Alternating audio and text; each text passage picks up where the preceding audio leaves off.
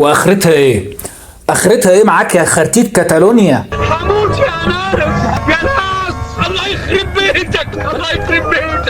اهلا يا عم. امبارح رسميا مانشستر سيتي اعلن عودة جندوجان لصفوفه قادما من برشلونة بعد ما قضى معانا موسم واحد يتيم. جندوجان لما رجع للسيتي قال تصريح يبين لك قد ايه وضع ادارة برشلونة مخزي ومنيل بنيلة. جندوجان قال لك لما تكون في نادي زي مانشستر سيتي وتخرج منه لمدة موسم بتعرف قد ايه قيمة وحجم انك تكون موجود في نادي كبير ومؤسسة ومنظومة كبيرة زي مانشستر سيتي. انت متخيل انه بيفضل نادي مستحدث زي مانشستر سيتي على نادي بحجم وقيمة برشلونة؟ جندوجان هنا كانت رسالته واضحة. الإدارة اللي موجودة في برشلونة واللي كان بيتعامل معاه في برشلونة إدارة مش محترفة، إدارة مش كبيرة ومش عاملة منظومة ومؤسسة كبيرة في برشلونة. والكلام ده طبعا عارف صحابه بشكل كبير، الخرتيت لابورتا والدلدول اللي معاه اللي اسمه ديكو. إدارة عمالة تخبط وتلوش ومش عارفة الصح فين والغلط فين. لا هي عارفة تركز على أوضاع النادي الاقتصادية، ولا هي عارفة تعمل صفقات، ولا هي عارفة تبيع اللعيبة اللي عندها اللي ملهاش لازمة. أنا لغاية دلوقتي مش فاهم إيه السر والسبب إنك تروح تدفع 50 مليون في لعيب زي داني أولمو في حين إن في مركزه أنت عندك 3-4 لعيبة تانيين ممكن يعوضوك عنه تماما، في حين انك كان ممكن تستغل الفلوس دي في التعاقد مع واحد زي جواو كانسيلو يحل لك المشاكل بتاعتك في مركز الباك رايت والباك ليفت، او تروح تجيب ديفندر قوي زي مايكو مورين ولا كيميتش ولا زوباميندي. لكن اداره لابورتا مش عارفه هي بتعمل ايه ولا بتعمله ليه. يعني حتى لعيب زي جندوجان لعيب كبير وجه واتاقلم معاك بسرعه واداك نتائج وعمل شغل حلو الموسم اللي فات،